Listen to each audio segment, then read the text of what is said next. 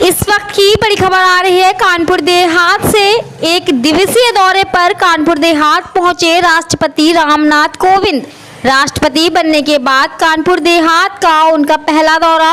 राष्ट्रपति रामनाथ कोविंद पहुंचे अपने पैतृक गांव परौख। मुख्यमंत्री और राज्यपाल भी रही मौजूद। मातृभूमि को किया चरण स्पर्श। पुखराया अपने मित्र से मिलने गए राष्ट्रपति। परिवार करीबियों सहित मित्रों से की राष्ट्रपति ने मुलाकात। कानपुर देहात के एक दिवसीय दौरे पर पहुंचे देश के राष्ट्रपति रामनाथ कोविंद ने हेलीकॉप्टर से उतरते मातृभूमि को चरण स्पर्श करते हुए परौख वासियों का अभिनंदन किया। राष्ट्रपति बनने के बाद राष्ट्रपति का कानपुर देहात का पहला दौरा था। इस दरमियान सूबे के मुखिया योगी आदित्यनाथ और राज्यपाल आनंदीबेन पटेल मौजूद रहे। राष्ट्रपति रामनाथ कोविंद ने सब परिवार पथरी देवी माता के मंदिर में पूजा अर्चना की। साथ ही डॉक्टर भीमराव अंबेडकर की प्रतिमा पर माल्यार्पण किया, जिसके बाद लोगों से रूबरू हुए। परौख के बाद राष्ट्रपति पुखराया में अपने मित्र सतीश मिश्रा से मिलने गए, जहां उन्होंने सरदार पटेल की प्रतिमा में पुष्प अर्पित किए। फिर अपने करीबियों से मुलाकात की। कानपुर देहात के डेरापुर तहसील के परौख गांव पहुंचे राष्ट्रपति रामनाथ कोविंद ने हेलीकॉप्टर से उतरते ही अपने पैतृक गांव की सरजमी की मिट्टी को माथे से लगा लिया। उनके साथ सूबे के मुखिया योगी आदित्यनाथ और राज्यपाल आनंदीबेन पटेल मौजूद रहे। राष्ट्रपति ने अपने अभिवादन में कहा कि काफी समय बाद अपनी सरजमी पर आने का मौका मिला, लेकिन अगली बार जल्द आना होगा। राष्ट्रपति ने अपनी पत्नी और बेटी के साथ पथरी देवी माता के मंदिर में पूजा अर्चना की, जिसके बाद राष्ट्रपति ने बाबा साहब की प्रतिमा पर माल्यार्पण किया। इस बीच सीएम योगी ने बाबा साहब की संगमरमर की भव्य प्रतिमा लगवाने का वादा किया। राष्ट्रपति ने भावुक होकर एक बार फिर कहा कि यूपी ने देश को अब तक 9 प्रधानमंत्री दिए हैं, लेकिन मेरे राष्ट्रपति बनने के बाद अब राष्ट्रपति का भी रास्ता खुल गया है। राष्ट्रपति ने परौख गांव में बने खुद के वीरांगना झलकारी बाई इंटर कॉलेज को सरकार को देने का ऐलान कर दिया। राष्ट्रपति ने परौख गांव के सबसे बुजुर्ग दंपति को मातृपितृ सम्मान से नवाजा। साथ ही गांव के बुजुर्ग शिक्षक को गुरुदेवो भव सम्मान से सम्मानित किया।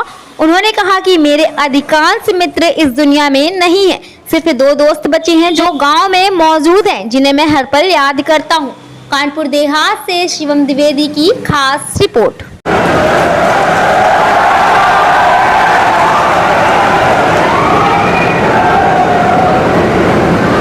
सही मायने में अपनी मातृभूमि, अपनी जन्मभूमि पर जाने की जो एक लालसा होती है, बरसों से जुड़ी हुई थी, प्रतीक्षा थी, आप सबकी भी प्रतीक्षा थी। और इसीलिए आज मैं जब हेलीकॉप्टर से नीचे उतरा तो सबसे पहले मैंने इस मातृभूमि को वंदना करते हुए उनका चरण स्पर्श किया और ये प्रार्थना की कि ये जितने विलंब से मुझे इस बार आना हुआ, आगे इतना विलंब ना हो, जल्दी से जल्दी आने का मौका मिले।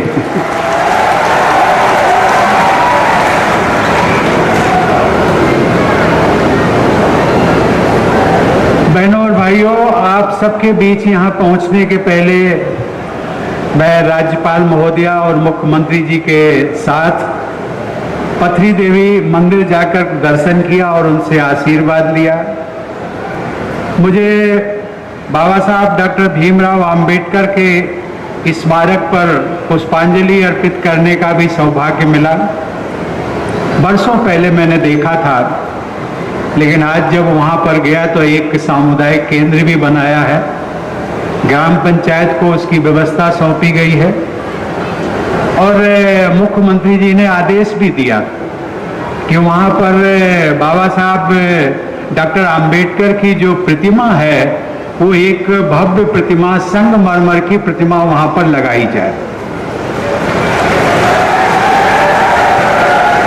इसके पश्चात मैं अपने पुश्तैनी निवास का, जिसको जीर्णोद्धार कराने के बाद उसे हमने ग्रामवासियों के उपयोग के लिए मिलन केंद्र के रूप में दिया था, उसमें भी जाने का सौभाग्य मिला।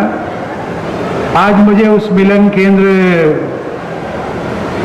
को ग्राम पंचायत को देने का जो निर्णय लिया था उसका आज मुझे संतोष हुआ। अन्यथा जो जिस प्रकार का गांव के मकान होते हैं जीर्णोद्धार कराना बहुत बड़ी बात होती है, लेकिन अब मुझे लगता है और मुख्यमंत्री जी ने उसमें और भी सुझाव दिए कि इस मिलन केंद्र का उपयोग हम महिलाओं से संबंधित जो कार्यक्रम हों, उनकी बैठकें हों, उनके उत्थान के बारे में गोष्ठियां हों, उनके जीविकोपार्जन के संबंध में जो भी योजनाएं सरकार द्वारा चलाई जा रही वो मिलन केंद्र में भी आयोजित की जा सकती हैं। आज उस मिलन केंद्र में जाकर के मुझे मेरी बचपन की यादें ताजा हो गई। इस गांव के बच्चे, खासकर बेटियों को शिक्षा की सुविधा प्रदान करने के उद्देश्य से निर्मित जिस वीरांगना झलकारी बाई इंटर कॉलेज का जिक्र किया मुख्यमंत्री जी ने, उस विद्यालय में भी जाने का मुझे सौभाग्य मिला। उसी विद्यालय से जुड़ा हुआ एक शंकर जी का मंदिर है, बहुत पुराना मंदिर है, उसमें भी जाकर के भगवान शंकर के दर्शन करने का सौभाग्य मिला। मित्रों, जिस पृष्ठभूमि में आप हैं वहीं हम भी हैं। आज देश के आप नागरिक हैं, मैं भी आपका जैसा नागरिक हूं। अंतर केवल इतना है, संविधान में राष्ट्रपति को देश का प्रथम नागरिक कहा जाता है, लेकिन पृष्ठभूमि आपकी और हमारी बराबर है, अर्थात हम सब बराबर के दर्जे के।